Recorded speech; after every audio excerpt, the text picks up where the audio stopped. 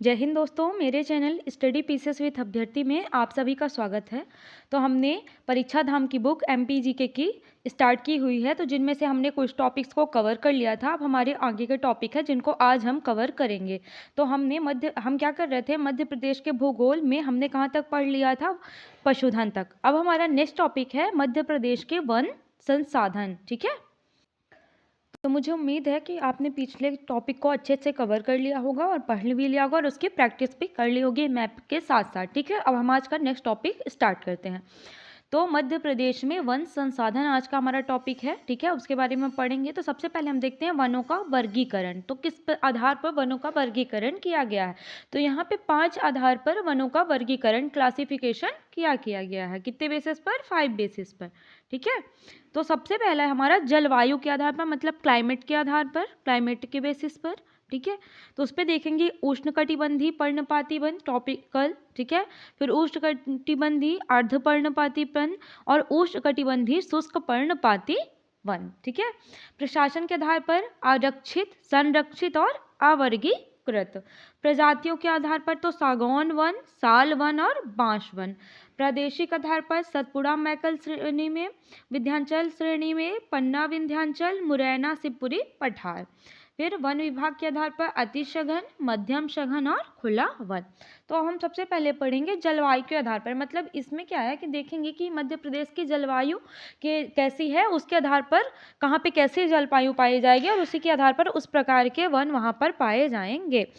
तो जलवायु के आधार पर सबसे पहले हमारा उष्णकटिबंधीय पर्णपाती वन। ठीक है, उसके बारे में देखेंगे। तो मैप में देख लेते हैं कि यहाँ पे ये जो एरिया है, ये पूरा एरिया, यहाँ पे उष्णकटिबंधीय पर्णपाती वन पाए जाएंगे। ठीक है, और इधर उष्णकटिबंधीय अर्धपर्णपाती वन, जिधर अच्छी वर्षा होगी वहाँ उष्णकटिबंधीय अर्धपर्णपाती वन, और जहाँ पे वर्षा की मात्रा कम होगी, मध्य भारत के पठार और थोड़ा इधर, तो उष्णकटिबंधीय शुष्क या कटीले वन पाए जाएंगे। और मध्य प्रदेश को वन्य को राज्य बोला जाता है क्योंकि एरिया वाइज सब सर्वाधिक वन कहाँ पाए जाते हैं? मध्य प्रदेश में पाए जाते हैं। ठीक है, चलिए आगे देखते हैं। तो उष्णकटिबंधीय पर्णपाती वन, तो आवश्यक वर्षा कितनी चाहिए इनके लिए? 75 से 100 सेंटीमीटर उष्णकटिबंधीय पर्णपाती वन के लिए। सर्वाधिक क्षेत्र में पाए जाने वाले वन है, मतलब मध्य प्रदेश के सर्वाधिक क्षेत्र में कौन से वन पाए जाते हैं? उष्णकटिबंधीय पर्णपाती वन। इन वन की सभी वृक्षों की प्रजातियां पतझड़ प्रक्रिया में भाग लेती हैं। सभी वृक्षों की प्रजातियां कौन कौन से हैं? सागौन, शीशम, नीम, पीपल आदि। क्षेत्र कौन सा है? होशंगाबाद, बैतूल, छिंदवाड़ा, सागर आदि।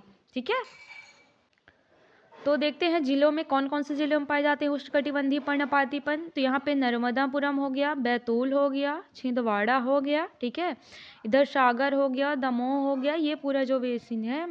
ठीक है, यहाँ पे मतलब यहाँ पे कौन से वन पाए जाते हैं? उष्णकटिबंधीय पर्णपाती वन। तो क्या होगा? वर्षा 75 से 100 सेंटीमीटर सर्वाधिक क्षेत्र में पाए जाते हैं मध्य प्रदेश के। ठीक है, और सभी वृक्षों की प्रजातियां जो है यहाँ पे पतझड़ प्रक्रिया में भाग लेती हैं। कौन कौन सी प्रजातियां हैं? सागौन, शीशम, नीम, पीपल आदि।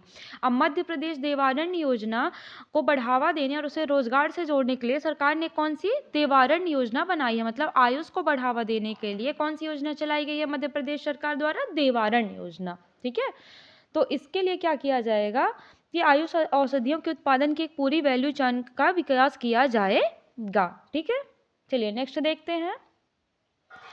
तो ये मैप में देखेंगे, ये नर्मदापुरम, बैतूल, सागर, रायसेन, ये पूरा, ये यहाँ तक पूरा छतरपुर, ये दमोह, ये एरिया कवर करते हुआ जो भी है अपना, तो यहाँ पे कौन से अर्धपर्णपाती वन पाए जाते हैं। ठीक है, ये पूरा छिंदवाड़ा से ये ऐसे। फिर नेक्स्ट है अपना उष्णकटिबंधीय अर्धपर्णपाती वन। तो आवश्यक वर्षा इनके लिए कितनी चाहिए? 100 से 150 सेंटीमीटर। इस वन की आधी प्रजाति के वृक्ष बसंत आगमन पर, मतलब बसंत ऋतु जब आती है तब पतझड़ प्रक्रिया में भाग लेते हैं। जैसे इनमें कौन सी प्रजातियां हो गई? साल हो गया, बांस हो गया, महुआ हो गया, सागौन हो गया, शीशम हो गया और हर्रा।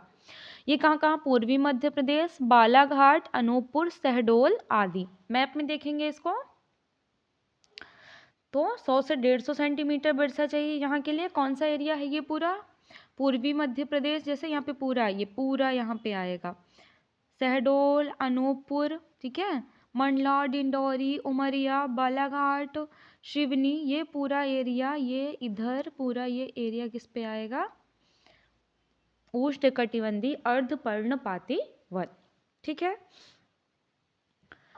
फिर नेक्स्ट देखते हैं कौन सा है, उष्णकटिबंधीय शुष्क या कटीले वन। ये देखेंगे तो इसके लिए 50 से 75 सेंटीमीटर वर्षा चाहिए। इसमें खैर, बबूल, पलास और बैर, ठीक है, जो कम पानी जिनकी जरूरत होती है वैसे वृक्ष यहाँ पाए जाएंगे और कांटेदार होंगे। मुरैना, ग्वालियर, रतलाम, मंदसौर, ये वन कम वर्षा प्राप्ति के कारण कांटेदार व छोटी पत्ती वाले होते हैं। ठीक है, ये देखिए मैप में इसको देखेंगे, ये इधर मुरैना, श्योपुर, भिंड, ग्वालियर, दतिया, शिवपुरी, गुना, राजगढ़, ये इधर पूरा जो है ये इधर साइड शुष्क या कटीले वन पाए जाते हैं। ठीक है, ये एरिया में। ठीक है, और बाकी जो बचता है इधर इतने में क्या पाए जाएंगे, पर्णपाती वन पाए जाएंगे, और जो भी बचता है उसमें क्या पाया जाएगा अपना, सॉरी, इधर अर्धपर्णपाती वन, इधर शुष्क या कटीले वन हो गए, और इधर क्या पाया जाएगा, पर्णपाती वन। तो सब सर्वाधिक एरिया में कौन सा पाया जाता है, पर्णपाती वन, उष्णकटिबंधीय पर्णपाती वन। ठीक है, अब नेक्स्ट देखते हैं प्रशासन के आधार पर। तो इसमें 3 प्रकार के होते हैं, आरक्षित वन हो गए, संरक्षित वन हो गए और अवर्गीकृत। आरक्षित वन मतलब कौन सा होता है, जिसमें प्रशासन का पूर्ण नियंत्रण होता है, मतलब पूरा एडमिनिस्ट्रेशन कौन देखता है, वहाँ का गवर्नमेंट देखती है। ठीक है, तो प्रशासन का पूर्ण नियंत्रण होता है। 65.4% भाग पर ये है मध्य प्रदेश के, और संरक्षित वन 32.8% पर है, और अवर्गीकृत 1.8% पर है। कितना कितना है ये देखिए, 65.4, 32.8 और 1.8। इसमें आरक्षित वन में पूर्ण नियंत्रण होता है, संरक्षित वन में सामान्य और अवर्गीकृत वन में कोई भी नियंत्रण प्रशासन का नहीं होता है। वन कटाव तो आरक्षित वनों में पूर्णतः प्रतिबंधित होता है, जबकि संरक्षित वन में क्या होता है कि सामान्य प्रतिबंध होता है, और अवर्गीकृत वन में कोई भी प्रतिबंध नहीं होता है। फिर दंड का प्रावधान कैसा होता है, तो आरक्षित वन में किसी भी वृक्ष को काटने पर क्या होता है, अत्यधिक कठोर प्रावधान है। और संरक्षित वन में क्या है, सामान्य दंड होता है, और अवर्गीकृत में कोई भी नहीं है। अब सर्वाधिक वन आरक्षित वन के कहाँ है, खंडवा वन वृत्त में है, और न्यूनतम कहाँ है, छतरपुर, और इसी का वाइस वर्षा क्या हो जाएगा, छतरपुर वन वृत्त में सर्वाधिक संरक्षित है और खंडवा वन वृत्त में न्यूनतम संरक्षित है। ठीक है, यहाँ पे देखिए जिले के अनुसार सर्वाधिक आरक्षित वन उज्जैन में है 100% जिले अनुसार, जबकि ये क्या है, वन वृत्त है। ठीक है, तो वन वृत्त में खंडवा में है और जिले अनुसार कहाँ है, उज्जैन में है। और वहीं संरक्षित वन जिले के अनुसार कहाँ है, राजगढ़ में है, और जबकि वन वृत्त के हिसाब से छतरपुर वन वृत्त में है। जिले के अनुसार न्यूनतम आरक्षित वन कहाँ है, राजगढ़ में, और उसी का उल्टा ही हो गया है, और संरक्षित वन कहाँ है, उज्जैन में। सतपुड़ा विंध्याचल वन पेटी में जिलों में आरक्षित वनों का अनुपात अधिक है। सतपुड़ा विंध्याचल वन पेटी के जिलों में आरक्षित वन का अनुपात सर्व अधिक है, जबकि मध्य भारत पठार और बुंदेलखंड में आरक्षित वनों का अनुपात बहुत कम है। ठीक है, प्रजातियों के आधार पर देखते हैं। सबसे पहले ये देख लेते हैं काम की बात। संरक्षित वनों का वितरण आरक्षित वनों के वितरण का पूरक होता है। जहां आरक्षित वनों का हिस्सा कम है वहां संरक्षित वनों का प्रतिशत ज्यादा, वाइस वर्षा जो है। प्रजातियों के आधार पर वन, तो सागौन वन हो गया, शाल वन हो गया और मिश्रित वन। तो मध्य प्रदेश में सर्वाधिक मात्रा पे मतलब कौन सी प्रजाति पाई जाती है, तो सागौन वन। तो 19.36 लगभग 20% प्रतिशत भाग पर कौन सा वन पाए जाते हैं, सागौन वन। साल वन कितने हैं, 4.15, और फिर अन्य है मिश्रित 58.49, और रिक्त या खुला क्षेत्र कितना है, 18%। जो पूछ लेता है कि सागौन वन कितने प्रतिशत क्षेत्र पर पाया जाता है, तो 19.36% एरिया पर पाया जाता है। देखते हैं सागौन वन के बारे में। तो इसका वेजिटेशन नेम क्या है, टेक्टोना ग्रैंडिस। भारत में सर्वाधिक सागौन के वृक्ष कहाँ पाए जाते हैं, मध्य प्रदेश में पाए जाते हैं। मध्य प्रदेश में सागौन के वन कुल वन क्षेत्रफल के 19.36% भाग पर पाए जाते हैं। सागौन वन कहाँ पाए जाते हैं, बालाघाट, मंडला, होशंगाबाद, बैतूल, छिंदवाड़ा जिलों में पाए जाते हैं। कहाँ पाए जाते हैं, बालाघाट, मंडला, होशंगाबाद, बैतूल, छिंदवाड़ा। ये नर्मदापुरम, बैतूल, छिंदवाड़ा, बालाघाट, मंडला, डिंडौरी, ये जो भी एरिया है यहाँ पे कौन से वन पाए जाते हैं, सागौन वन। ठीक है, फिर नेक्स्ट है अपना शाल वन। तो इसका वनस्पतिक नाम क्या है? सोरिया रोबस्टा, जबकि सागौन का क्या था? टिक्टोना ग्रांडिस।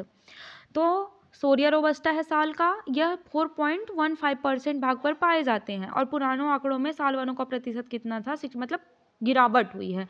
साल वन मंडला, बालाघाट, उमरिया, सीधी शहडोल में अपना विस्तार रखते हैं। मिश्रित वन मुख्यतः तेंदू, महुआ, पलाश, बबूल, खैर आदि वनोपज पैदा करते हैं। ये वन मुख्यतः बालाघाट, होशंगाबाद, मंडला एवं छिंदवाड़ा।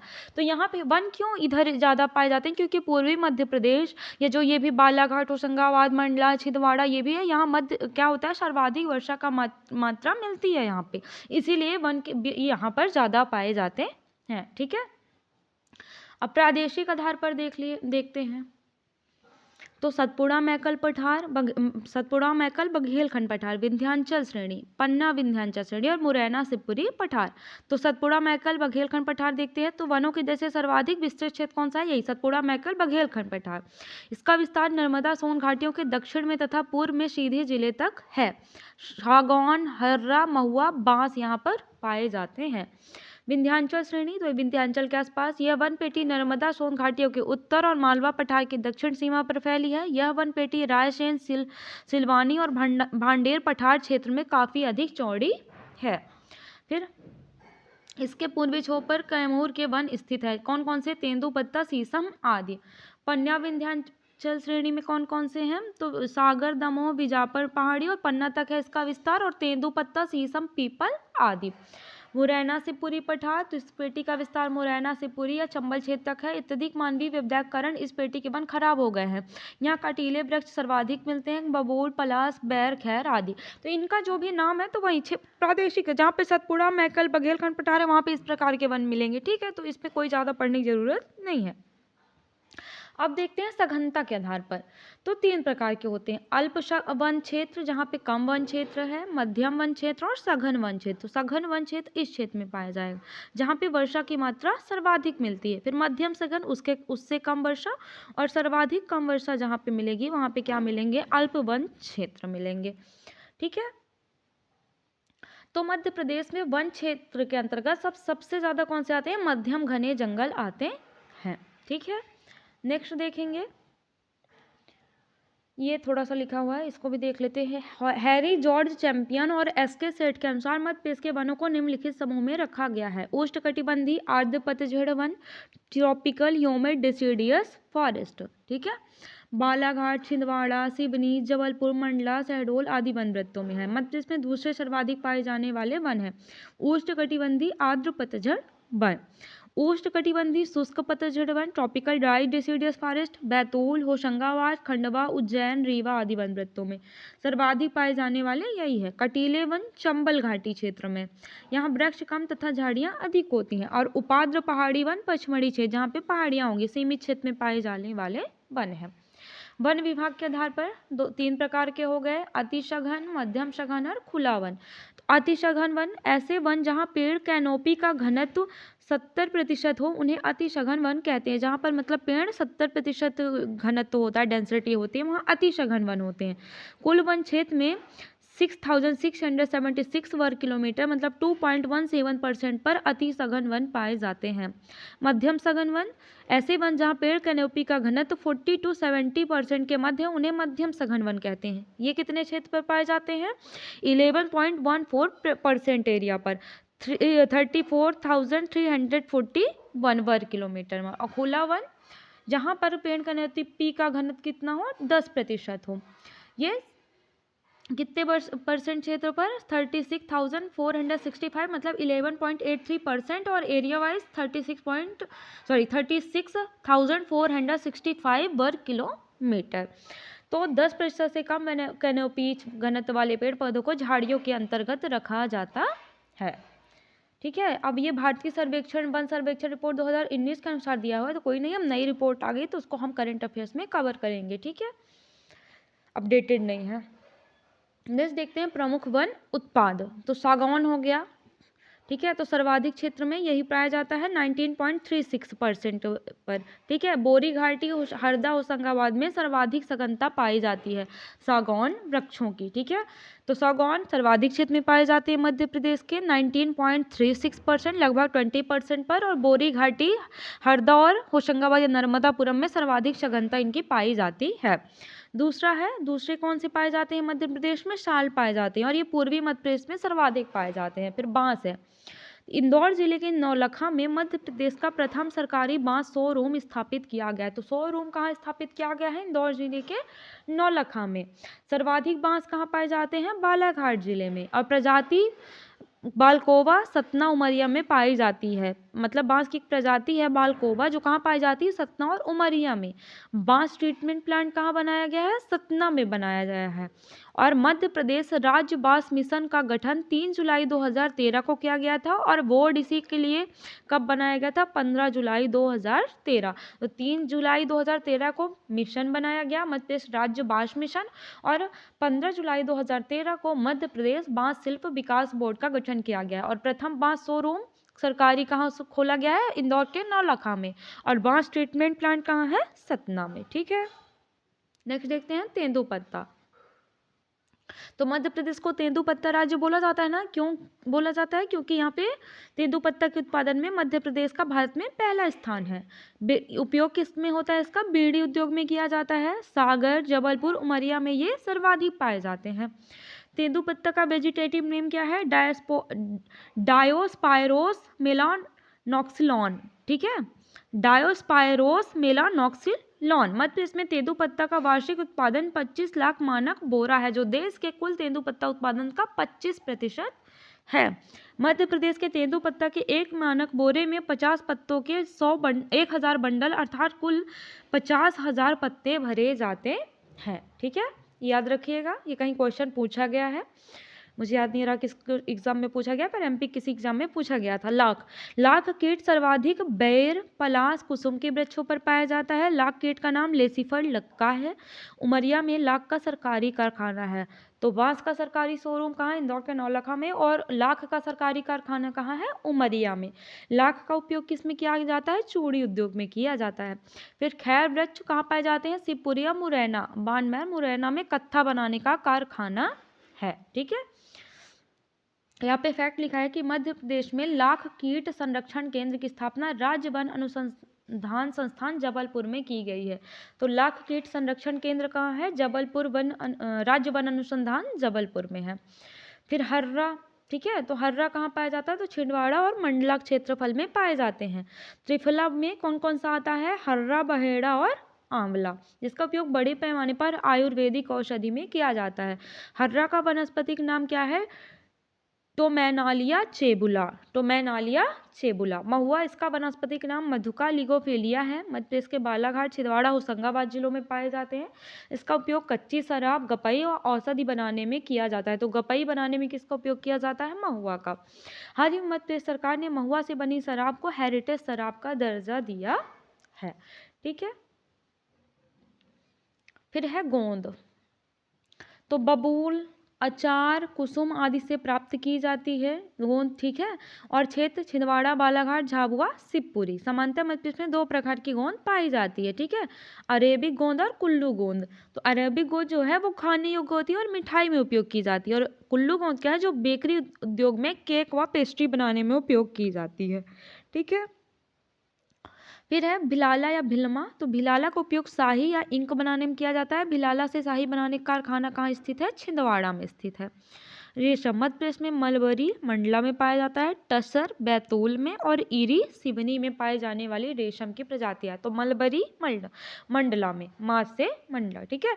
टसर, बैतूल और ईरी, सिवनी में पाई जाती है। ठीक है। फिर है अंकुर योजना। 22 मई 2021 को मध्य प्रदेश सरकार द्वारा वृक्षारोपण को प्रोत्साहन देने के लिए प्रारंभ की गई है। तो अंकुर योजना का संबंध किससे है? वृक्षारोपण को प्रोत्साहन देना। और देवारण योजना का संबंध किससे था? आयुष को बढ़ावा देने के लिए। ठीक है। ठीक है। मध्य प्रदेश में वन उत्पाद से संबंधित जो राष्ट्रीयकरण किया गया था, तो तेंदुपत्ता का राष्ट्रीयकरण कब किया गया था? 1964 में। कब किया गया था? 64। गोंद हर्रा का राष्ट्रीयकरण कब किया गया था? 1969, 1969। तेंदुपत्ता का 1964 में। गोंद और हर्रा का साथ एक ही वर्ष किया गया था, 1969 में। बांस का राष्ट्रीयकरण 1973 में पूछा जा चुका है, ठीक है, अभी 24 वाले एग्जाम में 2024 में। सलाई का राष्ट्रीयकरण 1973, तो बांस और सलाई का 1973 में, और साल का 1975 में, मतलब ये फिर से पूछा जा सकता है। तो तेंदुपत्ता का 1964, गोंद और हर्रा का 1969, और बांस और सलाई का 1973, और साल का 1975, ठीक है। 1964, 69, 73 और 75। तो ये गोंद और हर्रा, ठीक है, और 73 में भी दो का है, बांस का और सलई का, ठीक है, और 75 में किसका है? साल का। और तेंदुपत्ता का कब था? 1964 में, ठीक है। तो ऐसे करके याद कर लीजिएगा। फिर मध्य प्रदेश में वन व्रत तो टोटल 16 है। सर्वाधिक कहाँ है? खंडवा में, ठीक है। और सबसे छोटा मतलब सबसे बड़ा कौन सा वन व्रत है? तो खंडवा। सबसे छोटा वन व्रत कौन सा है? नर्मदापुरम। सर्वाधिक राजस्व प्राप्त करने वाला वन व्रत कौन सा है? नर्मदापुरम। और न्यूनतम राजस्व प्राप्त करने वाला छतरपुर। तो जो सबसे छोटा वन व्रत है वहां से सर्वाधिक राजस्व मिलता है, और सबसे कम कहाँ मिलता है? छतरपुर में। अब यहाँ पे फैक्ट्स हैं वो पढ़ते हैं। तो मध्य प्रदेश में वन विभाग की गतिविधियां कब स्टार्ट हुई थी? 1860 में स्टार्ट हुई थी, ठीक है। 1861-62 में पचमढ़ी में सबसे पहले वन विभाग भवन बायसन लॉज की स्थापना की गई थी। कर्नल जीएफ पियर्सन को मध्य प्रदेश में वन विभाग का संस्थापक माना जाता है। किसे माना जाता है? जीएफ पियर्सन को। 1863 में डॉक्टर डिट्रिच ब्रांडिस को भारत का पहला इंस्पेक्टर जनरल ऑफ फॉरेस्ट बनाया गया। किसे बनाया गया था? Dietrich Brandeis. तो सबसे पहले किसी का प्रचार प्रसार करने के लिए क्या किया जाता? तो इसकी ब्रांडिंग की जाती। तो पहले इंस्पेक्टर जनरल कौन बने थे? डिट्रिच ब्रांडिस, ठीक है। नर्मदापुरम जिले का बोरी जंगल, ठीक है, जो किसके लिए? बोरी घाटी है, सागौन वन के लिए प्रसिद्ध है, ठीक है। तो पहले भभूत सिंह कोरकूत का था, पर बाद में अंग्रेजी सरकार ने कब्जा कर लिया और उसे रिजर्व घोषित कर दिया, ठीक है। जंगल सत्याग्रह और जंगल सत्य पुस्तक के लेखक घनश्याम सक्सेना है। तो जंगल सत्याग्रह और जंगल सत्य पुस्तक के कौन लेखक है? घनश्याम सक्सेना। ओरछा में जंगल सत्याग्रह का नेतृत्व लाला राम वाजपेयी ने किया था। विंध्य क्षेत्र, शहडोल और घुनघुटी से जंगल सत्याग्रह का नेतृत्व पंडित शंभुनाथ शुक्ल ने किया, जिसमें बैगा जनजाति के लोगों ने इनका साथ दिया था। तो ये तो हमारे कुछ थे फैक्ट्स, इनको याद करना है। अब देखो वन रिपोर्ट, पहली वन रिपोर्ट कब जारी की गई थी?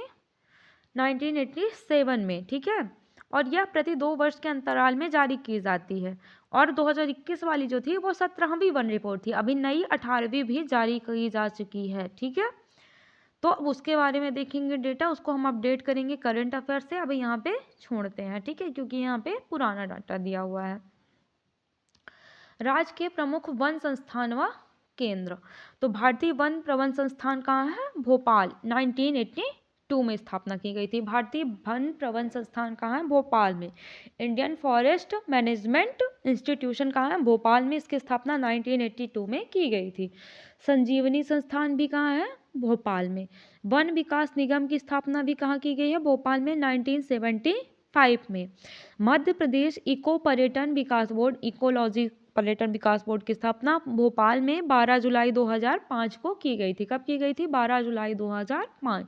तो भारतीय वन प्रबंधन संस्थान भोपाल में है, 1982 में स्थापना। संजीवनी संस्थान भी भोपाल में है। वन विकास निगम भी भोपाल में 1975 में स्थापना की गई थी।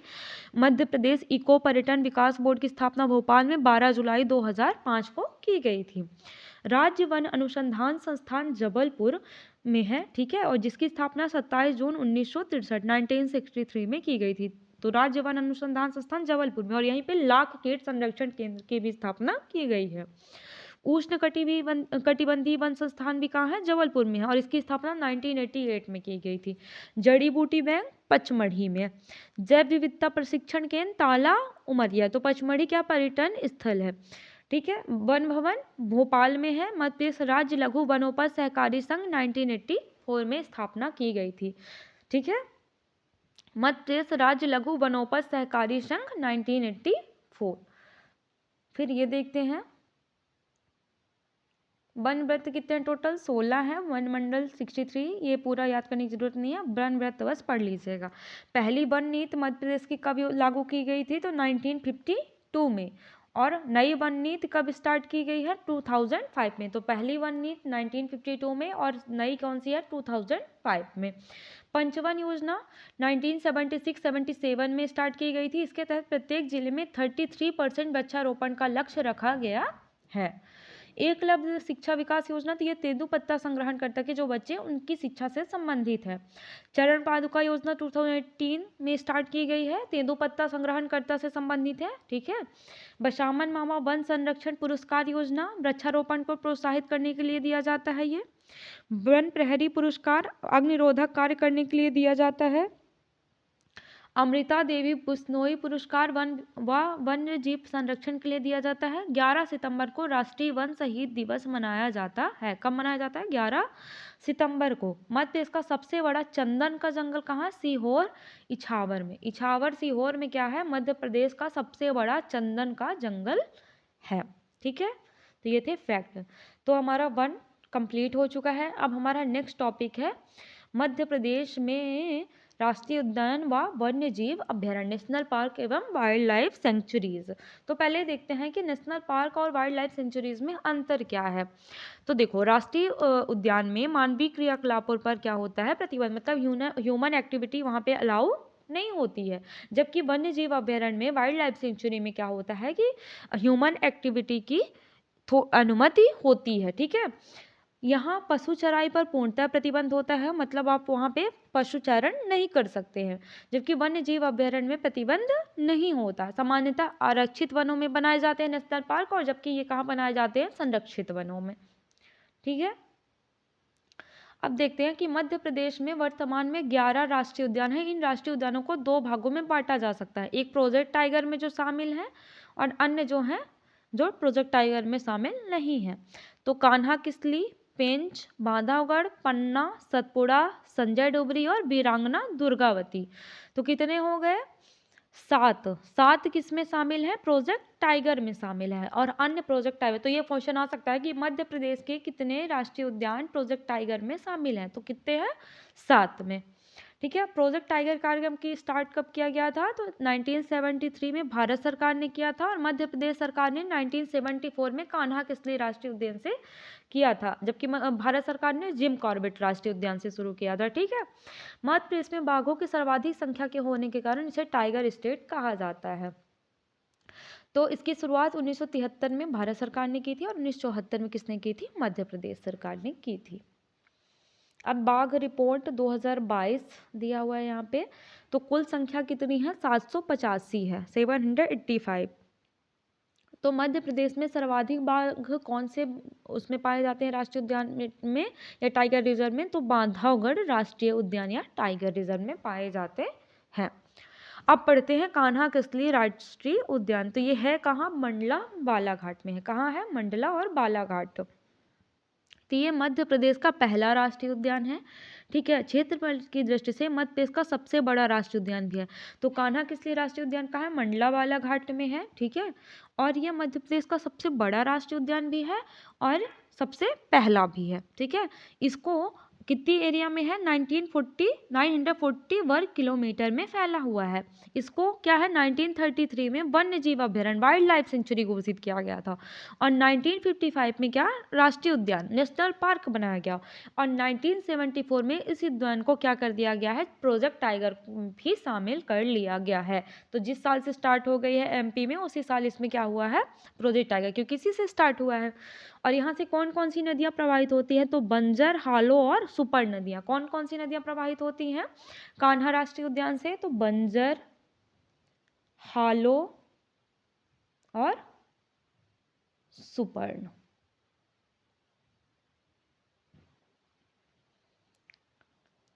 ठीक है, नेक्स्ट देखते हैं कि विश्व बैंक की सहायता से पार्क इंटरप्रिटेशन योजना कहाँ चल रही है, तो कान्हा राष्ट्रीय उद्यान में चल रही है, जिसमें पन्ना बांधवगढ़ कान्हा राष्ट्रीय उद्यान के मध्य जंगल गलियारे का निर्माण किया जाएगा। तो विश्व बैंक की सहायता से पार्क इंटरप्रिटेशन योजना चल रही है। तो वहाँ पे क्या क्या है, पन्ना राष्ट्रीय उद्यान, बांधवगढ़ राष्ट्रीय उद्यान और कान्हा राष्ट्रीय उद्यान के अंदर जंगल गलियारा का निर्माण किया गया है। ठीक है, कॉरिडोर। मध्य प्रदेश का पहला राष्ट्रीय उद्यान जहां हवाई पट्टी सुविधा उपलब्ध है। तो मध्य प्रदेश का पहला राष्ट्रीय उद्यान है जहां हवाई पट्टी सुविधा उपलब्ध है, कान्हा किसली राष्ट्रीय उद्यान में। ठीक है, और यहाँ पे केवल इसी राष्ट्रीय उद्यान में ब्रेडरी प्रजाति का 12 सिंघा पाया जाता है, जो मध्य प्रदेश का क्या है, राजकीय पशु है। भारत का एकमात्र राष्ट्रीय उद्यान जिसने अपना शुभंकर जारी किया है, कब जारी किया था, 2017 में। शुभंकर का नाम क्या था, भूरसिंघा 12 सिंघा, और इसको डिजाइन किसने किया है, रोहन चक्रवर्ती ने किया है। ठीक है, इस राष्ट्रीय उद्यान में भूरसिंह प्ले स्कूल प्रस्तावित है।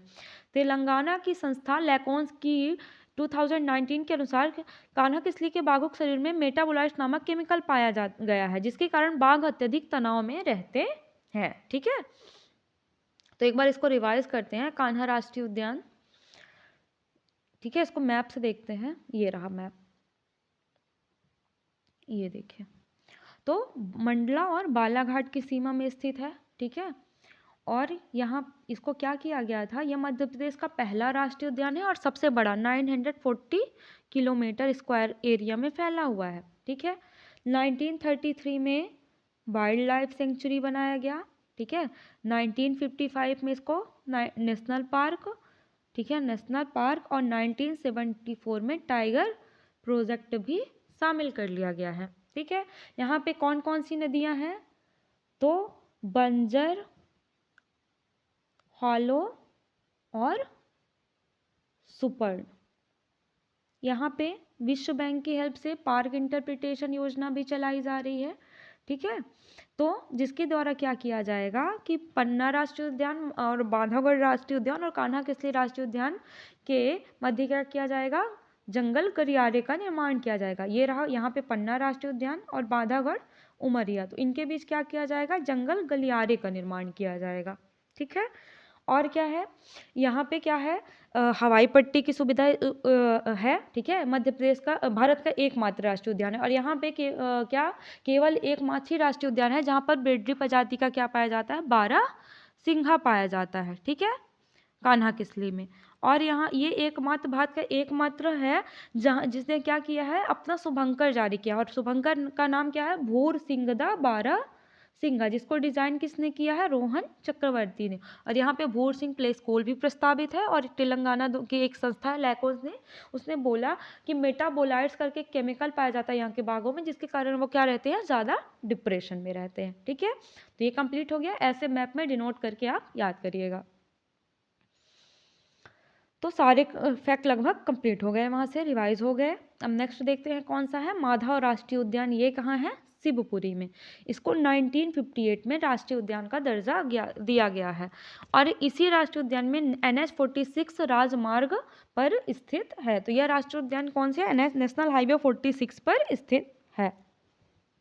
यहाँ पे शंख सागर, जाधव सागर व माधव सागर झील स्थित हैं। तो शंख सागर, जाधव सागर, माधव सागर झील कौन से राष्ट्रीय उद्यान पर स्थित हैं, तो माधव राष्ट्रीय उद्यान। यहाँ पहाड़ी की चोटी पर भव्य जॉर्ज कैसल भवन स्थित है। जॉर्ज कैसल भवन का निर्माण जॉर्ज पंचम व मैरी के स्वागत के लिए 1911 में किया गया था, लेकिन किसी कारणवश उनका आगमन नहीं हुआ। इस राष्ट्रीय उद्यान से कौन सी नदी प्रवाहित होती है, तो मनिहार नदी। कौन सी नदी, मनिहार। तो माधव जी को क्या है, मनिहार पसंद, ऐसे करके याद करें। जैसे मनिहार, माँ निहार, माधव अपनी माँ को निहार रहे हैं, तो मनिहार। ठीक है, ऐसे करके अपने से बना ले। तो माधव राष्ट्रीय उद्यान से कौन सी नदी प्रवाहित होती है, मनिहार नदी। यहाँ सर्वाधिक तेंदुआ, तो तेंदुआ सर्वाधिक कौन से राष्ट्रीय उद्यान में पाया जाता है, तो माधव राष्ट्रीय उद्यान में पाया जाता है। इसको भी मैं मैप से करते हैं, ये रहा, ये शिवपुरी में है माधव राष्ट्रीय उद्यान, 1958 में घोषित किया गया था। ठीक है, नेशनल पार्क NH46 स्थित है। ठीक है, यहाँ पे सांख्य सागर, जाधव सागर और माधव सागर झील स्थित हैं। ठीक है, और यहाँ पे जॉर्ज कैसल भवन भी स्थित है। नदी कौन सी हो गई? मनिहार नदी, ठीक है। और तेंदुआ सर्वाधिक पाया जाता है, तेंदुआ सर्वाधिक पाया जाता है माधव राष्ट्रीय उद्यान में। तो ऐसे करके अपना याद हो गया, कितना इजी याद हो जाता है। नेक्स्ट देखते हैं बांधवगढ़ राष्ट्रीय उद्यान उमरिया। तो इस राष्ट्रीय उद्यान की स्थापना 1968 में की गई और 1993 में इसे प्रोजेक्ट टाइगर में शामिल किया गया। याद रखिएगा, माधव राष्ट्रीय उद्यान जो शिवपुरी है उसको प्रोजेक्ट टाइगर में शामिल नहीं किया गया। बांधवगढ़ राष्ट्रीय उद्यान उमरिया में है।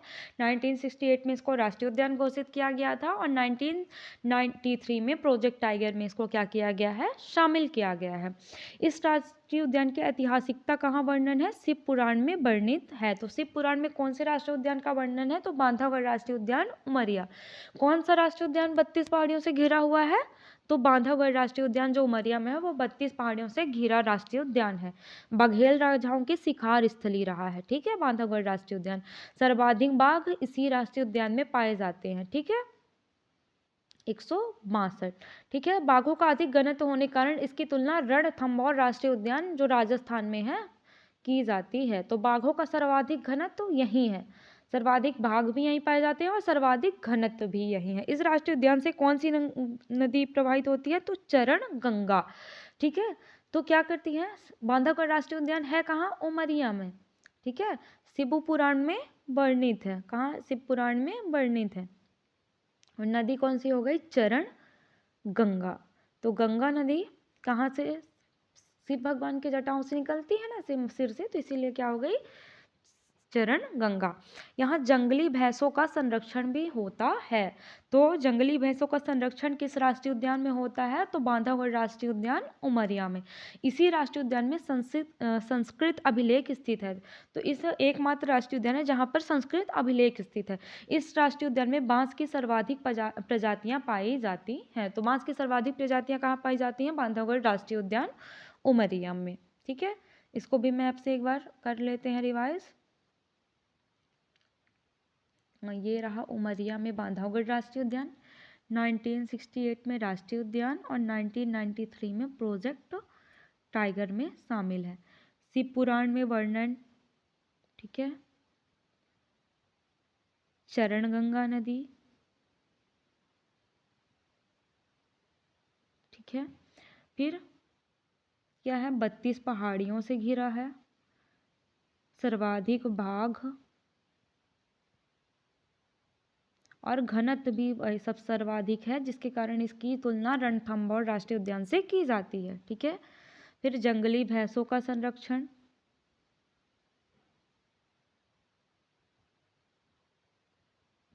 फिर यहीं पे क्या है? संस्कृत अभिलेख है,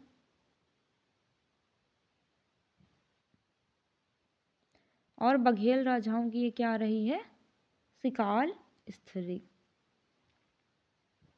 ठीक है। ऐसे फैक्ट कंप्लीट हुए, ऐसे याद किया जाता है, ठीक है। और सर्वाधिक बांस की प्रजातियां पाई जाती हैं। तो ये भी हमारा क्या हो गया? 3 राष्ट्रीय उद्यान अपने कंप्लीट हो गए। फिर नेक्स्ट देखते हैं पेंच राष्ट्रीय उद्यान सिवनी, छिंदवाड़ा और नागपुर। 1975 में राष्ट्रीय उद्यान तथा 1992 में टाइगर प्रोजेक्ट में शामिल किया गया था। इसका अन्य नाम क्या है? इंदिरा प्रियदर्शनी है। 1975 में नेशनल पार्क और 1992 में प्रोजेक्ट टाइगर में शामिल है। अन्य नाम इंदिरा प्रियदर्शनी है, पेंच का ही। रुडयार्ड किपलिंग की पुस्तक जंगल बुक की परिकल्पना यही की गई थी। इसकी पेंच, इसलिए पेंच राष्ट्रीय उद्यान को मोगली लैंड भी कहा जाता है। इसके बीचों बीच पेंच व हिर्री नदी प्रवाहित होती है। इसका वर्णन अकबरनामा में मिलता है। तो कौन से राष्ट्रीय उद्यान का वर्णन अकबरनामा में मिलता है? तो पेंच राष्ट्रीय उद्यान। मैप में देखते हैं,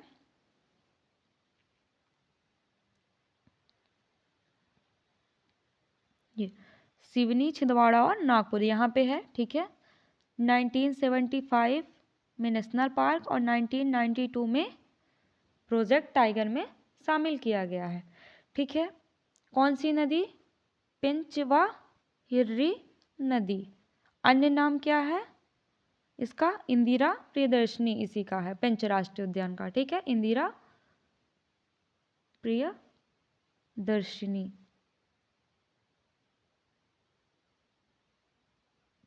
ठीक है। और क्या बच गया इसका? जंगल बुक वही है और अकबरनामा में वर्णन है। ठीक है।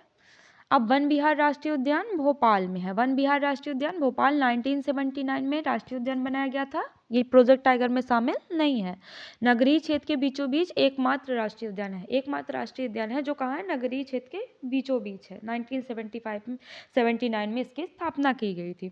प्रथम सर्प उद्यान यही स्थापित किया गया है। तो मध्य प्रदेश का प्रथम सर्प उद्यान कहाँ है? तो वन विहार राष्ट्रीय उद्यान भोपाल में। इसको आधुनिक चिड़ियाघर भी कहा जाता है और यह पहला राष्ट्रीय उद्यान है मध्य प्रदेश का जिसको ISO 9001-2008 में अवार्ड प्रदान किया गया है। यहाँ बर्ड इंटरप्रिटेशन पार्क स्थित है जिसमें पक्षियों को गोद लेने की योजना प्रारंभ है। तो वन विहार कहाँ है? भोपाल में है। ठीक है। और ये क्या है? नगरीय क्षेत्र को बीचों बीच है। ठीक है। 1979 में स्थापना की गई थी। ठीक। और यहाँ पे क्या है? पहला सर्प उद्यान है। ठीक है। आधुनिक चिड़ियाघर भी बोला जाता है। आधुनिक जू। ISO अवार्ड मिला है 2008 में। ठीक है। और बर्ड इंटरप्रिटेशन योजना शुरू की गई है। अब पन्ना राष्ट्रीय उद्यान कहाँ है? पन्ना और छतरपुर में। तो 1981 में इसे राष्ट्रीय उद्यान का दर्जा दिया गया और 1994 में इसे क्या किया गया है? प्रोजेक्ट टाइगर में शामिल किया गया है। इसे भारत के राष्ट्रीय उद्यानों का रत्न कहा जाता है। क्या बोला जाता है? भारत के राष्ट्रीय उद्यानों का रत्न पन्ना राष्ट्रीय उद्यान को बोला जाता है। यहाँ पे चिंकारा की अधिकता है। क्या है? चिंकारा की अधिकता है जिसके कारण इसकी तुलना सरिस्का राष्ट्रीय उद्यान की जाती है। ये भी कहाँ है? राजस्थान में। और रणथंभौर की तुलना किसकी की जाती थी? बांधवगढ़ राष्ट्रीय उद्यान। किस कारण? बाघ की अधिक घनत्व के कारण। इसको भारत सरकार के पर्यटन मंत्रालय ने सर्वश्रेष्ठ राष्ट्रीय उद्यान का पुरस्कार दिया है। कब? 2017 में। यहाँ पांडव जलप्रपात स्थित है। ठीक है। इसके बीचों बीच केन नदी प्रवाहित होती है। कौन सी नदी प्रवाहित होती है? केन नदी प्रवाहित होती है। और रेप्टाइल्स पार्क यहीं स्थित है। जंगली भैंसे सर्वाधिक पाए जाते हैं जबकि जंगली भैंसों का संरक्षण कौन से राष्ट्रीय उद्यान में किया जा रहा है? बांधवगढ़ राष्ट्रीय उद्यान में। और यहाँ पे गिद्ध पुनर्वास केंद्र स्थित है। एक बार मैप में लोकेट करके देखते हैं। पन्ना छतरपुर के बॉर्डर पर है 1981 में। ठीक है। और 1994 में प्रोजेक्ट टाइगर में शामिल किया गया है। कब शामिल किया गया है? 1994 में। ठीक है। कौन सी नदी प्रवाहित होती है? केन नदी। पांडव जलप्रपात है यहीं पे। यहीं पे क्या है? रेप्टाइल्स पार्क बनाना है। राष्ट्रीय उद्यानों का रत्न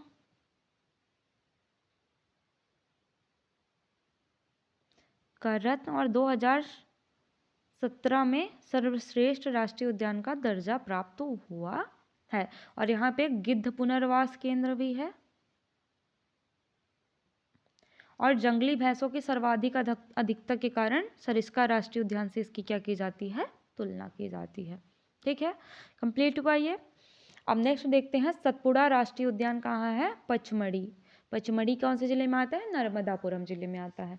तो इसकी स्थापना 1981 में ही की गई थी सतपुड़ा राष्ट्रीय उद्यान के भी जब पन्ना। और इसको लेकिन प्रोजेक्ट टाइगर ने 1999 में शामिल किया गया जबकि उसको 1994 में। इसको बीचों बीच देनवा नदी प्रवाहित होती है। सतपुड़ा देनवा नदी। ठीक है। इसके सर्वाधिक कृष्ण मृग एवं गौर पशु पाया जाता है। इसमें कौन सा सर्वाधिक पाया जाता है पशु? तो कृष्ण मृग एवं गौर। ठीक है। यह पचमढ़ी बायोस्फीयर रिजर्व में शामिल है। हाल ही महुआ का वृक्ष चर्चा में रहा था जो इसी राष्ट्रीय उद्यान का भाग है। तो सतपुड़ा राष्ट्रीय उद्यान कहाँ है? पचमढ़ी नर्मदापुरम में। 1999 में ये यहाँ है 1981 में स्थापना हुई थी और 1999 में क्या हुआ था? प्रोजेक्ट टाइगर में शामिल। देनवा नदी प्रवाहित होती है। ठीक है। कृष्ण मृग और गौर पशु सर्वाधिक पाया जाता है। ठीक है। और पचमढ़ी बायोस्फीयर रिजर्व का हिस्सा है। संजय डुबरी राष्ट्रीय उद्यान कहाँ है? सीधी छत्तीसगढ़ और सरगुजा, सरगुजा छत्तीसगढ़ में आता है। इसे 1983 में राष्ट्रीय उद्यान और 2008 में प्रोजेक्ट कब बनाया गया राष्ट्रीय उद्यान नेशनल पार्क? 1983 में और 2008 में प्रोजेक्ट टाइगर में शामिल किया गया था। ठीक है। छत्तीसगढ़ में इसका नाम क्या है? गुरु घासीदास राष्ट्रीय उद्यान है। प्रमुख पर्यटन स्थल का है यहाँ पे कन्हैया दाह जलप्रपात और रामदाहा कुंड। इस राष्ट्रीय उद्यान से बनास नदी प्रवाहित होती है। कौन सी नदी प्रवाहित होती है? बनास नदी। ये है कहाँ? ये यहाँ पे है। ठीक है। संजय डुबरी सीधी और छत्तीसगढ़ की सीमा पर स्थित है। ठीक है। ये गुरु घासीदासी से बोला जाता है। ठीक है। और ये कन्हैया दाह जल पर रामदाह कुंड है, बनास नदी प्रवाहित होती है। अब ये देखते हैं कि ये पूरा टेबल कंटेंट वही जो पढ़ लिया वही दिया है, कोई उसी से पढ़ना है। एक नया राता पानी रानी दुर्गावती टाइगर रिजर्व बना है 2020, आगे में मिलेगा पढ़ने को, यहाँ पे पढ़ लेते हैं। 20 सितंबर 2023 को वीरांगना दुर्गावती टाइगर रिजर्व की कोर एरिया अधिसूचना जारी की गई। कब जारी की गई थी? 20 सितंबर 2023 को, और जिसे मध्य प्रदेश का 7वां टाइगर रिजर्व बनाया गया है। नौरादेही और रानी दुर्गावती अभ्यारण्य को मिलाकर बना टाइगर रिजर्व है। मतलब नौरादेही और रानी दुर्गावती जो वाइल्ड लाइफ सेंचुरी थी उसको मिलाकर ये नेशनल पार्क बना दिया गया। यह मध्य प्रदेश का सर्वाधिक बृहद कोर क्षेत्र वाला टाइगर रिजर्व है। सागर, दमोह और नरसिंहपुर तक फैला रहेगा। 1,40,000 से अधिक हेक्टेयर क्षेत्र में फैला है। अब देखते हैं नेक्स्ट राष्ट्रीय उद्यान जीवाश्म राष्ट्रीय उद्यान है, जो कहाँ है? डिंडौरी में है। 1983 में ही इसको भी बनाया गया था, जिसको पहले ये है कहाँ? डिंडौरी के घुघुवा नामक गांव में है। और यह मध्य प्रदेश का पहला जीवाश्म राष्ट्रीय उद्यान है। मध्य प्रदेश का सबसे छोटा राष्ट्रीय उद्यान भी है, जो केवल 0.27 वर्ग किलोमीटर। तो मध्य प्रदेश का सबसे छोटा कौन सा है? जीवाश्म राष्ट्रीय उद्यान डिंडौरी में। और सबसे बड़ा कान्हा किसली राष्ट्रीय उद्यान, जो कहाँ है? मंडला और बालाघाट में है। यह भारत का दूसरा सबसे छोटा राष्ट्रीय उद्यान है। भारत में जीवाश्म अध्ययन के पिता अशोक साहनी को कहा जाता है। फिर डायनासोर जीवाश्म राष्ट्रीय उद्यान कहाँ है? धार में। जीवाश्म राष्ट्रीय उद्यान डिंडौरी में और डायनासोर जीवाश्म राष्ट्रीय उद्यान कहाँ है? धार में। 2011 में बनाया गया है। यहाँ पर डायनासोर के अंडे के जीवाश्म रखे गए हैं। यहाँ पर जोबट नदी प्रवाहित होती है। फिर नेक्स्ट है कोनोपालपी राष्ट्रीय उद्यान है, जो कहाँ है? श्योपुर में स्थित है। ठीक है। 2018 में इसे राष्ट्रीय उद्यान का दर्जा दिया गया है। राष्ट्रीय उद्यान श्योपुर जिले में कूनो नदी के किनारे स्थित है। 17 सितंबर 2022 को अफ्रीका महाद्वीप के नामीबिया देश में 8 चीते लाकर यहाँ बसाए गए हैं। कूनो किसकी सहायक नदी है? चंबल की सहायक नदी है। देश की पहली चीता सफारी श्योपुर के सिसईपुरा में प्रारंभ होगी। कहाँ प्रारंभ होगी? श्योपुर के सिसईपुरा में। ठीक है। अब मध्य प्रदेश के हम क्या पढ़ेंगे? तो हमारे नेशनल पार्क कंप्लीट हो गए। यहाँ पे कितने थे? नेक्स्ट यहाँ पे हम लोग लिख लेते कूनो के बाद कौन सा है? रानी दुर्गावती, जिसको कब बनाया गया है? 2023 में बनाया गया। ठीक है। चलिए नेक्स्ट देखते हैं वाइल्ड लाइफ सेंचुरी। तो विशेष जंतु के संरक्षण के लिए अभ्यारण्य बनाया जाता है। तो खरमौर पक्षी के लिए 2 अभ्यारण्य बनाए गए हैं। एक सैलाना है रतलाम में और एक सरदारपुर धार में। कहाँ है? सैलाना, रतलाम और सरदारपुर धार। ये खरमौर पक्षी के लिए। ये सैलाना हो गया रतलाम में और सरदारपुर है यहीं पे क्या है? धार में। ये यहाँ पे धार में सरदारपुर है। ये खरमौरपुर पक्षी के लिए है। ठीक है। फिर नेक्स्ट है सोन चिड़िया के लिए एक ही है, घाटी गांव ग्वालियर में है। घाटी गांव ग्वालियर का किसके लिए है? सोन पक्ष, सोन चिड़िया के लिए। ठीक है। फिर घड़ियाल के लिए 3 है। घड़ियाल के लिए कितने हैं? 3। चंबल जो है मुरैना में देवरी घड़ियाल केंद्र इसे बोला जाता है। केन घड़ियाल केंद्र कहाँ है? छतरपुर एवं पन्ना में है। और सोन कहाँ है? सीधी व शहडोल में। जब हम नदियाँ पढ़े थे तब इसके बारे में हमने पढ़ा था। तो खरमौर पक्षी के लिए 2 हो गए, सैलाना हो गया एक रतलाम में और एक सरदारपुर धार में। सोन चिड़िया के लिए एक है घाटी गांव ग्वालियर में। घड़ियाल के लिए चंबल मुरैना में है देवरी घड़ियाल केंद्र, केन घड़ियाल केंद्र छतरपुर एवं पन्ना में और सोन घड़ियाल केंद्र सीधी व शहडोल में। अब प्रमुख अभ्यारण्य देखते हैं। तो स्थापना वर्ष नहीं पढ़ना है हमको, सिर्फ इसका कहाँ है ये पढ़ना है। ठीक है। तो सिंघौरी हो गया रायसेन। कहाँ है? रायसेन में। सिंघौरी रायसेन। पचमढ़ी नर्मदापुरम, पचमढ़ी तो नर्मदापुरम में। बोरी अभ्यारण्य कहाँ है? नर्मदापुरम में। यहाँ सर्वाधिक सौगौन वृक्ष मिलते हैं। नरसिंहगढ़ रॉक अभ्यारण्य है, ये राजगढ़ में। तो ये क्वेश्चन आ सकता है कि नरसिंहगढ़ रॉक अभ्यारण्य कहाँ है, तो ये राजगढ़ में है। फिर रातापानी है जो पहला अभ्यारण्य है जो टाइगर प्रोजेक्ट में शामिल है, ये कहाँ है? रायसेन में प्रस्तावित है। रातापानी है जो टाइगर प्रोजेक्ट के लिए प्रस्तावित है, ये है कहाँ? रायसेन में। नरसिंहगढ़ रॉक अभ्यारण्य क्या है? राजगढ़ में। बोरी कहाँ है? नर्मदापुरम में। पचमढ़ी नर्मदापुरम, और सिंघौरी रायसेन और रातापानी रायसेन, दो तो कहाँ है? रायसेन में। लेकिन रातापानी अभ्यारण्य जो क्या है वो टाइगर प्रोजेक्ट के लिए क्या है? प्रस्तावित है। फिर चंबल घड़ियाल अभ्यारण्य कहाँ होगा? मुरैना, देवरी घड़ियाल जिसे बोला जाता है। बगदरा सीधी, गगेऊ पन्ना, पढ़ा था हमने जब नदियाँ पढ़ रहे थे। सोन घड़ियाल केन सीधी शहडोल, केन घड़ियाल केन छतरपुर पन्ना। फिर गांधी सागर अभ्यारण्य कहाँ है? मंदसौर में। और यहीं पे क्या है? गांधी सागर क्या है? परियोजना भी है, बांध भी है, ठीक है। ये गिद्ध संरक्षण के लिए प्रस्तावित है यहाँ पे। फिर घाटी गांव क्या है? ग्वालियर में, ठीक है, सोन चिड़ैया के लिए है। खिवनी कहाँ है? खिवनी देवास और सीहोर में, ठीक है, खिवनी। फिर फैन अभ्यारण्य कहाँ है? मंडला, फैन मंडला, ठीक है। पनपठा उमरिया। सैलाना रतलाम, तो सैलानी कहाँ जाते हैं? रतलाम जाते हैं घूमने के लिए, तो सैलाना रतलाम दूसरा सबसे छोटा है, ठीक है। सरदारपुर अभ्यारण्य दूधराज पक्षी के लिए भी प्रसिद्ध है, धार्मिक, हरमौर के लिए भी और दूधराज के लिए भी। नौरादेही अभ्यारण्य क्या है? सबसे बड़ा है, सागर में है। नौरादेही को और किसको मिलाकर? ये राला मंडल, इनको मिला के कौन सा बनाया गया है? रानी दुर्गावती बनाया गया। राला मंडल अभ्यारण्य सबसे छोटा है, इंदौर में है।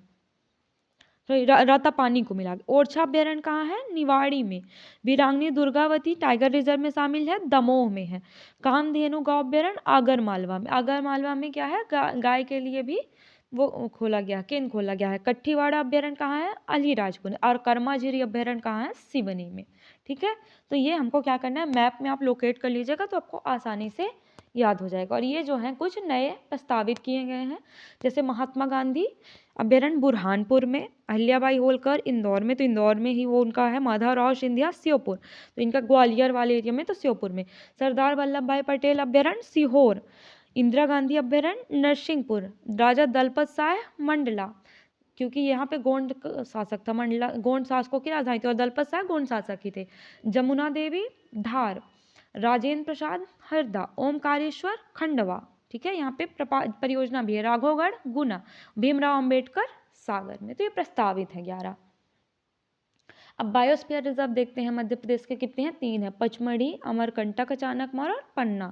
तो पहला है पचमढ़ी है, जो पचमढ़ी बायोस्फीयर रिजर्व मध्य प्रदेश का पहला है, जो 1999 में था, शामिल किया गया है। सतपुड़ा राष्ट्रीय उद्यान बोरी घाटी अभ्यारण्य शामिल है, इसे यूनेस्को में भी शामिल किया गया है 2009 में, ठीक है। तो इसको यूनेस्को में कब शामिल किया गया है? 2009 में। और बायोस्फीयर रिजर्व कब बनाया गया है? 1999 में। बड़ी गिलहरी एवं उड़ने वाली गिलहरी कहाँ पाई जाती है? पन्ना पचमढ़ी बायोस्फीयर रिजर्व में पाई जाती है। बड़ी गिलहरी एवं उड़ने वाली गिलहरी कहाँ पाई जाती है? पचमढ़ी बायोस्फीयर रिजर्व में, ठीक है। तो यहाँ सतपुड़ा राष्ट्रीय उद्यान और बोरी घाटी अभ्यारण्य इसमें शामिल है, 2009 में यूनेस्को में शामिल किया गया। फिर अमरकंटक अचानकमार 2005 में इसको स्थापित किया गया था। मध्य प्रदेश और छत्तीसगढ़ की सीमा में लगता है। यहाँ पर सौरस क्रेन पाए जाते हैं और 2012 में इसको यूनेस्को की सूची में शामिल किया गया है। तो मध्य प्रदेश की तीनों यूनेस्को की सूची में शामिल है। पन्ना जैव मंडल आरक्षित क्षेत्र 2011 पन्ना एवं छतरपुर में है। ये केन नदी बीचों बीच से गुजरती है। इसके अंतर्गत गगेऊ अभ्यारण्य, केन अभ्यारण्य, पन्ना राष्ट्रीय उद्यान शामिल है और 2020 में इसको यूनेस्को में शामिल किया गया है, ठीक है। तो ये याद हो गया होगा। अब एग्जाम प्रीमियर लीग, मतलब यहाँ पे कुछ फैक्ट दिए हैं वो देखते हैं। तो सबसे बड़ा अभ्यारण्य कौन सा है? नौरादेही सागर। कौन सा है? नौरादेही सागर में है। इसका क्षेत्रफल 1197 वर्ग किलोमीटर। तो हमको एरिया नहीं याद करना है। सबसे बड़ा वन्य जीव अभ्यारण्य का है? नौरादेही सागर। सबसे छोटा राला मंडल इंदौर। तो इंदौर में ज़्यादा क्या, जनसंख्या बहुत ज़्यादा और शहरीकरण है तो बहुत कम जगह बचती है, उससे याद करिएगा कि सबसे छोटा अभ्यारण्य बनाने के लिए बहुत कम जगह मिलेगी। फिर मध्य प्रदेश का पहला वन्य जीव अभ्यारण्य राला मंडल इंदौर में ही है, ठीक है। भारत का सबसे बड़ा घड़ियाल केंद्र कौन सा? चंबल मुरैना में है, जिसे देवरी घड़ियाल केंद्र, यहाँ पे डॉल्फिन का संरक्षण भी किया जा रहा है। व्हाइट टाइगर सफारी कहाँ है? मुकुंदपुर सतना में। इसका उद्घाटन 3 अप्रैल 2016 को हुआ। यहाँ सफेद शेरों को बसाया गया है। तो व्हाइट टाइगर सफारी कहाँ? मुकुंदपुर सतना में 3 अप्रैल 2016 को इसका उद्घाटन किया गया था। राष्ट्रीय उद्यानों में सर्वाधिक संख्या में पाए जाने वाला पशु कौन सा है? चीतल है। कौन सा है? नेशनल पार्क में सर्वाधिक पशु कौन सा पाया जाता है? चीतल। प्रोजेक्ट टाइगर के जन्मदाता विश्व में कौन है? ज्ञानी मैनफोर्ड है। ज्ञानी मैनफोर्ड। और भारत में कौन है? कैलाश सांखला। जंगल परियोजना योजना के तहत कौन कौन से कान्हा किसली, पन्ना और बांधवगढ़ को जोड़ने का प्रस्ताव है। गिद्ध गणना 2021 अनुसार मध्य प्रदेश में 9408 गिद्ध पाए जाते हैं। ठीक है, तो गिद्ध पुनर्वास केंद्र कहाँ चलाया जा रहा है? पन्ना राष्ट्रीय उद्यान में। मध्य प्रदेश के पन्ना जिले में सर्वाधिक गिद्ध है 981। और मध्य प्रदेश का सबसे बड़ा कैक्टस गार्डन कहाँ है? सैलाना में है। सैलाना में। ठीक है, ये फैक्ट इनको याद कर लीजिएगा, लगभग याद ही हो गए होंगे। मध्य प्रदेश का पहला क्रोकोडाइल रिसर्च सेंटर कहाँ है? भोपाल के भदभदा में। मतलब क्रोकोडाइल यानी मगरमच्छ पे जो रिसर्च करना है उसका सेंटर कहाँ है? भोपाल के भदभदा में।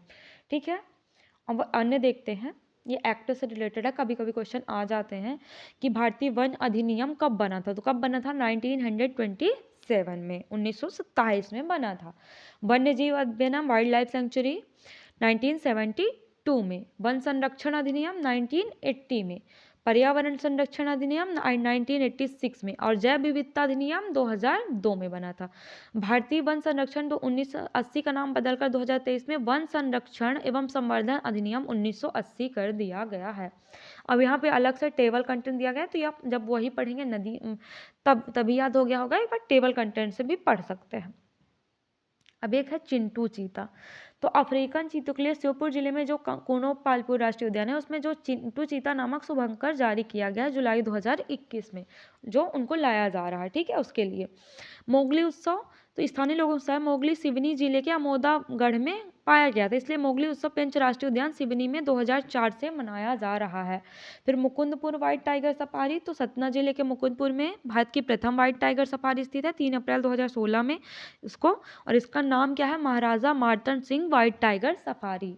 महाराजा Martand Singh zoo the white tiger safari है। ठीक है, नेक्स्ट देखते हैं ये, तो मध्य प्रथम बायोस्फीयर रिजर्व पचमढ़ी है 1999 में। ठीक है, प्रथम जीवाश्म राष्ट्रीय उद्यान डिंडौरी में है। और डायनासोर का कहाँ है?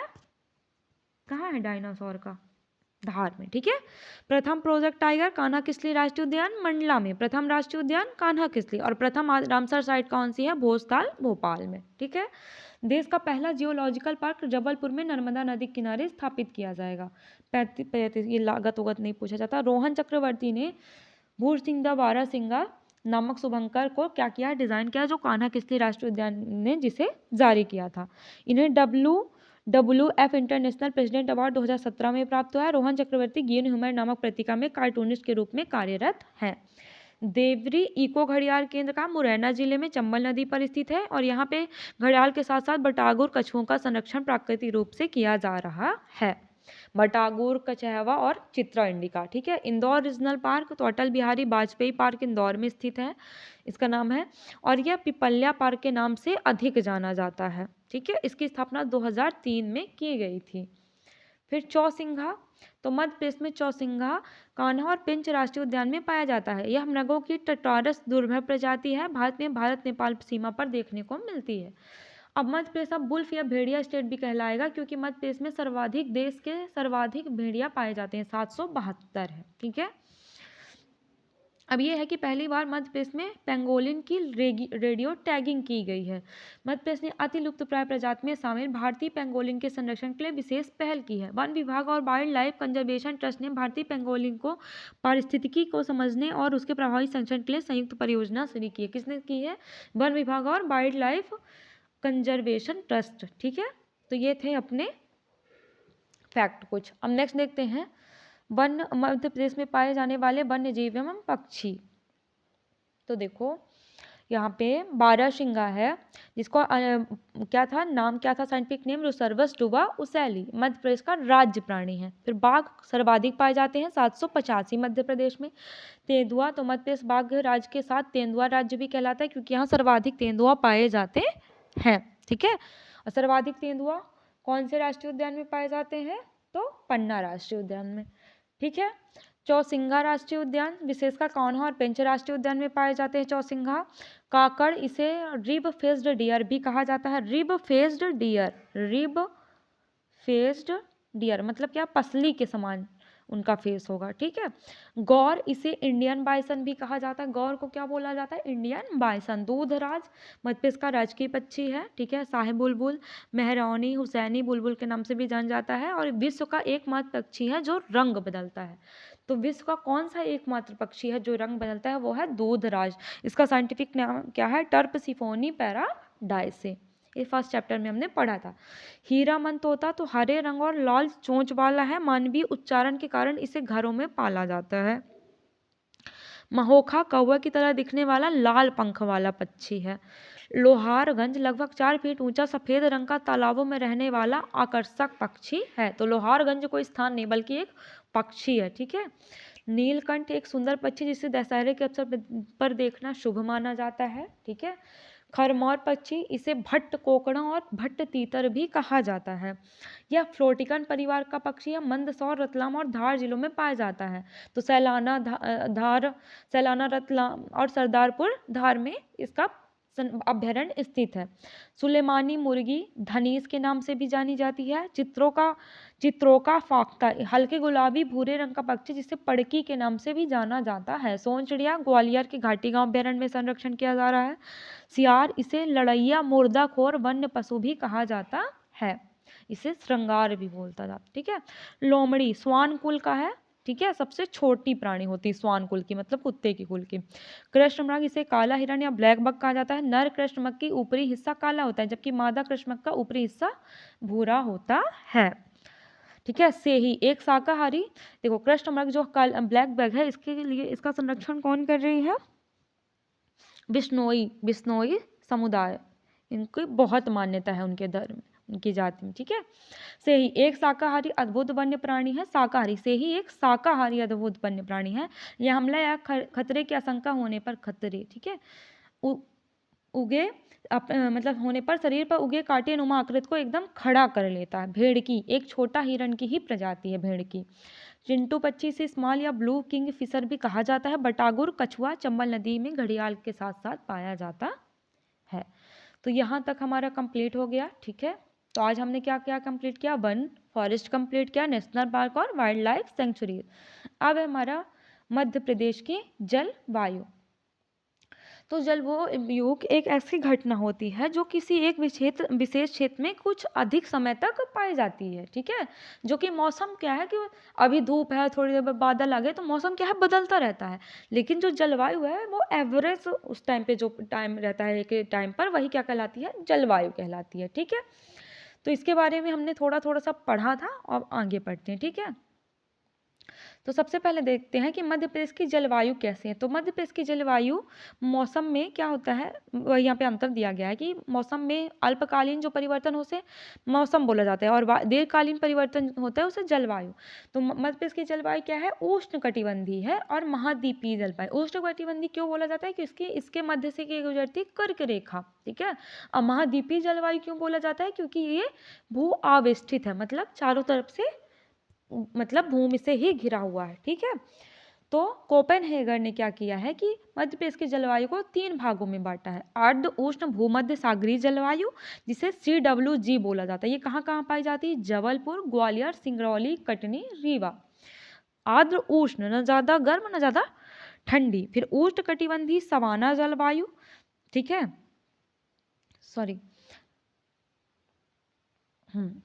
उष्णकटिबंधीय सवाना AW प्रकार की इंदौर, भोपाल, देवास, रतलाम, उज्जैन। यहाँ पे क्या होता है, समशीतोष्ण जलवायु पाई जाती है। इसी को समशीतोष्ण भी बोला जाता है या आदर्श जलवायु भी बोला जाता है, ठीक है। आर्द्र उष्ण शुष्क जलवायु कहाँ पाई जाती है, BSH प्रकार की बुरहानपुर, भिंड, मुरैना और खरगोन, जहाँ पे पानी की कम मात्रा मिलती है। तो कोपेन के अनुसार मध्य प्रदेश का अधिकांश क्षेत्र CWG जलवायु के अंतर्गत शामिल है, ठीक है, ये फैक्ट है।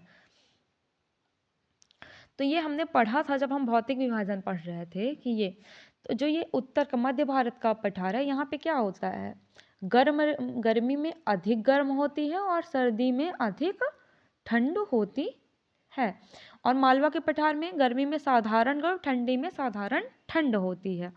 जबकि इधर बंद सतपुड़ा पर्वतीय क्षेत्र में गर्मी में तो साधारण गर्म होती है लेकिन ठंडी अधिक होती है। ऐसे ही नर्मदा घाटी क्षेत्र में गर्मी अधिक गर्म और क्या होती है, और ठंडी साधारण ठंड। लेकिन ये इधर पश्चिम साइड क्या होती है, ज़्यादा गर्मी पड़ती है, और इधर साइड पूर्व साइड ज़्यादा ठंड पड़ती है। ठीक है, ऐसे पढ़ा था हमने। चलिए नेक्स्ट देखते हैं, एक नज़र में थोड़ा सा देख लेते हैं। तो उत्तर का मैदान क्या है, विषम जलवायु का है, मतलब गर्मी में अधिक गर्म और ठंडी में अधिक ठंड। मालवा के पठार सम जलवायु, सामान्य गर्म गर्मी में और ठंडी में सामान्य ठंड। विंध्य सतपुड़ा पर्वतीय क्षेत्र में सामान्य गर्म पड़ता है गर्मी में, और लेकिन ठंडी में बहुत ठंडा होता है। नर्मदा घाटी क्षेत्र में गर्मी अधिक, ठंडी साधारण होती है। अब विस्तृत वर्णन देखते हैं आगे।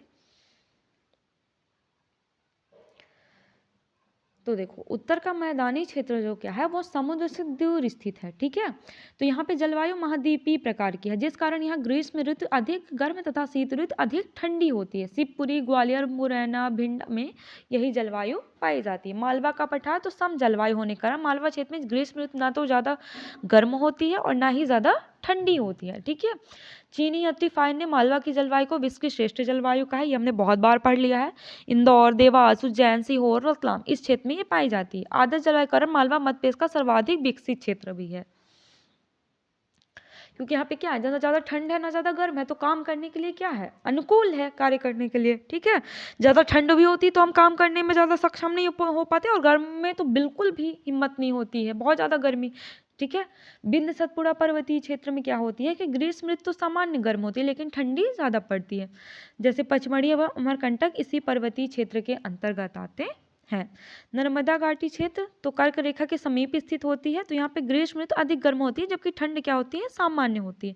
होशंगाबाद, जबलपुर, हरदा, नरसिंहपुर, खंडवा इस क्षेत्र के प्रमुख शहर हैं। ठीक है, तो ये पढ़ लिया हमने। अब वर्षा देखते हैं मध्य प्रदेश में कैसी वर्षा पाई जाती है।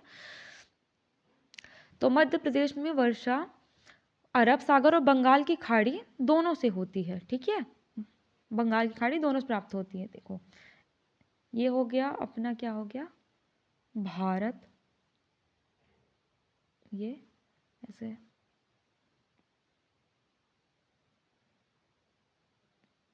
ठीक है, रफ डायग्राम है ये। तो इधर क्या हो गया, बे ऑफ बंगाल, बंगाल की खाड़ी, और इधर हो गया अरब सी। ठीक है, अरेबियन सी। और यहाँ पे अपना क्या है, ऐसा मध्य प्रदेश। ठीक है, देखो मध्य प्रदेश को यहाँ से भी वर्षा मिलती है, ठीक है, और यहाँ से भी वर्षा मिलती है। तो मध्य प्रदेश के उत्तर पश्चिम भाग में वर्षा ऋतु के दौरान सबसे कम वर्षा होती है, इधर उत्तर और पश्चिम भाग में। यहाँ पे क्योंकि क्या होता है कि यहाँ पे कोई पर्वत नहीं होती और अरावली पर्वत होते हैं, टकरा के वर्षा होती है। ठीक है, तो ये सीधे ऐसे ऊपर चली जाती है, इस कारण मध्य प्रदेश में पूर्वी भाग में सर्वाधिक वर्षा होती है, क्योंकि यहाँ पे कौन सी विंध्य पर्वत श्रृंखला है। मध्य प्रदेश में वर्षा जो है वो दक्षिण पूर्व से उत्तर पश्चिम की ओर जाने पर कम होती जाती है, मतलब दक्षिण पूर्व इधर, और जब मैप में बनाती हूँ रफ डायग्राम है, ठीक है माँ। तो ये दक्षिण पूर्व, ये मैप ही में देख लेते हैं, ये दक्षिण पूर्व हो गया। ठीक है, तो ऐसे ऐसा जब जाते जाएंगे तो ये जो उत्तर पश्चिम का क्षेत्र है, यहाँ पे वर्षा की मात्रा यहाँ सर्वाधिक होगी, और ऐसे ऊपर जब जाते जाएंगे तो वर्षा की मात्रा क्या होती जाती है, घटती जाती है। ठीक है, फिर मध्य प्रदेश में क्या है, सर्वाधिक वर्षा वाले 3 जिले हैं, बालाघाट, छिंदवाड़ा और मंडला। कौन कौन से हैं, बालाघाट, छिंदवाड़ा, मंडला। सर्वाधिक वर्षा वाले जिले हैं ये बालाघाट, छिंदवाड़ा और मंडला, सर्वाधिक वर्षा वाले जिले हैं। ठीक है, और न्यूनतम वाले कौन से हो गए, न्यूनतम वर्षा कहाँ होती है, गोहद, भिंड में। और मध्य प्रदेश में औसत वार्षिक वर्षा कितनी है, 112 सेंटीमीटर। और न्यूनतम वर्षा वाला स्थान कहाँ है, गोहद, भिंड जिले में आता है। ठीक है, नेक्स्ट देखते हैं, मध्य प्रदेश में सर्वाधिक वर्षा वाला स्थान कौन सा है, पचमढ़ी है, जो होशंगाबाद जिले में, नर्मदापुरम जिले में आता है। सर्वाधिक औसत वर्षा वाला जिला कहाँ, सर्वाधिक वर्षा पचमढ़ी, औसत बालाघाट, और न्यूनतम औसत कहाँ है, भिंड में। आइसोथर्मल लाइन जो समताप रेखा, मतलब वो 21 डिग्री सेल्सियस है, जो राज्य को उत्तर और दक्षिणी दो भागों में विभाजित करती है। ठीक है। आइसो हाइट लाइन समवर्षा रेखा 60 सेंटीमीटर है, जो पूर्वी और पश्चिमी भागों को विभाजित करती है। ठीक है। अब वर्षा की परिवर्तनशीलता देखते हैं। तो औसत वर्षा से कम या अधिक वर्षा होना ही क्या कहलाता है? परिवर्तनशीलता कहलाता है। तो राज्य का औसत परिवर्तनशीलता क्या है? 9%, 19.5% है। वर्षा की परिवर्तनशीलता राज्य में दक्षिण पूर्व से उत्तर पश्चिम की ओर बढ़ती जाती है, क्योंकि इधर ठीक वर्षा होती है, लेकिन उत्तर पश्चिम की ओर क्या हो जाता है कि वर्षा की मात्रा क्या हो जाती है? घटती जाती है। राज्य के दक्षिण पूर्वी भाग में अधिक वर्षा होती है, इसलिए यहाँ परिवर्तनशीलता क्या है? कम है। और उत्तर पश्चिमी भागों में वर्षा कम होती है, इसीलिए यहाँ पे परिवर्तनशीलता क्या है? अधिक है। अब यहाँ पे देखते हैं कि कट्ठीवाड़ा जो अलीराजपुर में है, पचमढ़ी और अमरकंटक क्षेत्र में वर्षा। तो अरब सागर शाखा से होने वाली वर्षा दक्षिण से उत्तर की ओर घटती चली जाती है, क्योंकि दक्षिण भारत की चोटियाँ अधिक ऊंची हैं, अतः पश्चिमी घाट के दक्षिणी भाग में अधिक वर्षा होती है। इसके बाद कुछ हवाएं ताप्ती नर्मदा घाटी गैप से आकर कट्ठीवाड़ा, पचमढ़ी और अमरकंटक क्षेत्र में वर्षा कराती हैं। यहाँ पे कैलेंडर है, मौसम कैलेंडर कि मध्य प्रदेश में जनवरी में न्यूनतम तापमान होता है। सर्वाधिक ठंड एमपी में कब पड़ती है? जनवरी में पड़ती है।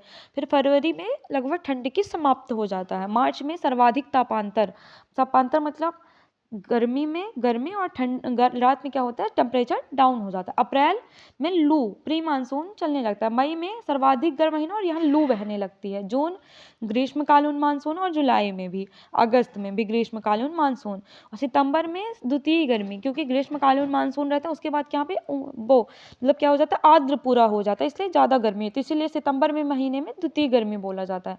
अक्टूबर भी द्वितीय गर्मी, सितंबर अक्टूबर। और नवंबर में मावठ हल्की वर्षा होती है। मावठ उसे बोला जाता है जो ठंड के मौसम में जो हल्की वर्षा होती है, और दिसंबर में भी मावठ हल्की वर्षा। ठीक है। अब तापमान देखते हैं मध्य प्रदेश में।